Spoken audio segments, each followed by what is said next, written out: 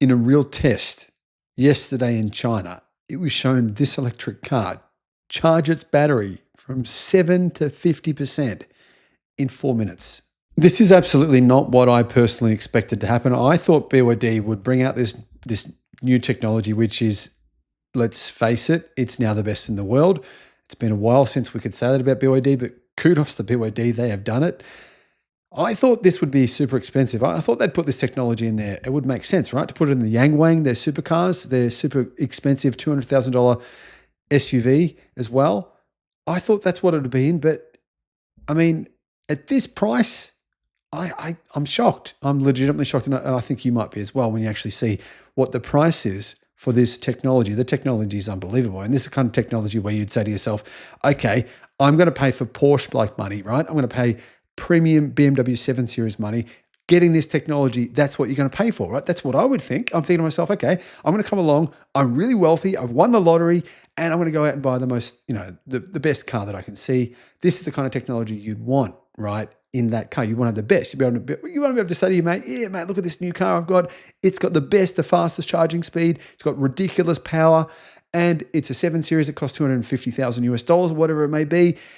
But instead, BYD is saying, well, for around 15% of that price, you can have better technology than in every single Mercedes, every single BMW, every single Rolls Royce, every single Audi, every single Porsche. This is miles better. It's not even a close comparison.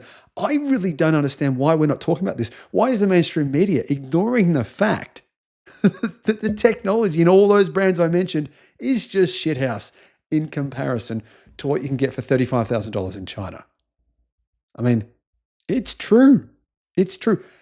And it's not just that. Hello, my friends. Welcome to the channel. I'm Sam Evans. You're watching The Electric Viking. I know I'm animated right now, but honestly, I mean, how is the West going to compete with this? Holy heck. I mean, think about it, right? This new BYD Han LEV and the Tang LEV, two different models, 1,086 horsepower. Not really that big of a deal, to be honest. I mean, it's a hell of a lot of power. But that amount of power, $37,000 in a luxury car, in an SUV or a sedan, whichever one you want. In addition to that, they have 1,000 volt charging. So that's 10C charging. In other words, this is the equivalent to 1,000 kilowatt fast charging, right? 0 to 100 acceleration time of 2 seconds. And they use the new BYD Blade battery version 2. Guys, this is truly a new era. And now it's not just Zeekr, it's not just XPeng leading the way with their insanely fast charging, not just Geely with their new golden brick battery. BYD have well and truly joined the ultra high tech class now, and kudos to them for it. I'm absolutely stoked to see them do this, because this really will help them nail the coffin of internal combustion for good. I mean, why on earth would you buy an internal combustion car when you can get this, right? With this kind of charging speed, you can charge your battery in 5 minutes. I mean, yeah, maybe there's not a 1,000 kilowatt fast charger in your household or in your street, but I can tell you they're coming. They're absolutely coming. I've been speaking to a number of industry insiders, and I know that 450 kilowatt chargers are coming to Australia. And in fact, I've even been told there's 1,000 kilowatt chargers coming to Australia. I was told that on the weekend by someone who's working in this industry, who sells these products. So rather than saying, oh, this is irrelevant, which I've seen a lot of people say this stuff, oh, this is irrelevant. There's no 1,000 kilowatt chargers. I don't want that. I just want my petrol car. Well, yeah, this is the future, and the future is actually going to come pretty fast. The BYD Han LEV is a sedan. It's a similar size to the BYD Seal, just a little bit longer, and it has some incredible technology. First of all, how big is it? It's almost the same size as a Tesla Model S. It's 5,050 millimeters long.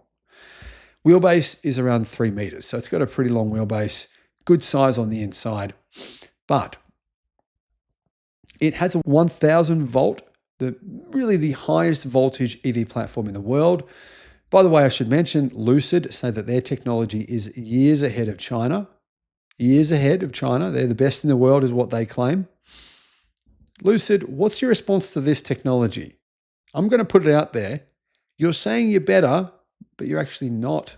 Anyway, it's got BYD's new Blade battery, right? And this is an 83.2 kilowatt hour LFP pack in the standard. This is the standard range version of this car. There is a bigger battery that gives you more range. This battery has up to 701 kilometers of CLTC range, so probably around 580 kilometers of WLTP. But crucially, it has 10C charging, so it has a 1000 kilowatt charging. It can add 400 kilometers of range in 5 minutes. So that's pretty much comparable to a gasoline powered car. In addition to that, its rear motor has 580 kilowatt and its front motor has 230 kilowatt, totaling 810 kilowatt or 1086 horsepower. Top speed is 305 kilometers an hour. Well, I don't know if I'd have the balls to go that quick in any car. Pretty cool that you can do it though. Now this is really interesting too. The rear motor can spin at 30,511 RPM. Very weirdly precise number of RPMs, 30,511. But that's kind of intriguing. What else do we know about it? Well, the price starts at $37,000 US. That's for the rear-wheel drive version. The most expensive version, all-wheel drive, is $48,000 US. So, I mean, really, the Xiaomi is really good. And people for a long time have been ordering them like crazy. Like Xiaomi sold way more EVs than they thought they would with the SU7. Now BYD has a legit rival where you have to ask yourself, would I buy a Xiaomi? Would I buy this? Zeekr, they've got some great cars as well. They've got obviously their 007, which is kind of a rival to this in a way. But then of course you've got even Xpeng now with a P7 Plus. There's so many good cars in this segment, so many. Then you've got the SUV version of this, which is the BYD Tang L. And that has 7 seats, 2 in the front, 3 in the middle, 2 at the back. In addition to that, it is about the same length. But of course, it's got more space on the inside because it's an SUV shape. So guys, at this point in time, this is the fastest charging electric car you can buy anywhere in the world. And the fact that it comes in at this kind of price with the kind of luxury, I mean, having a look at that interior on these images, it does look really nice, doesn't it? I think BYD have done a fantastic job on the interior of this car. Very, very nice improvement over previous BYDs that I've been looking at.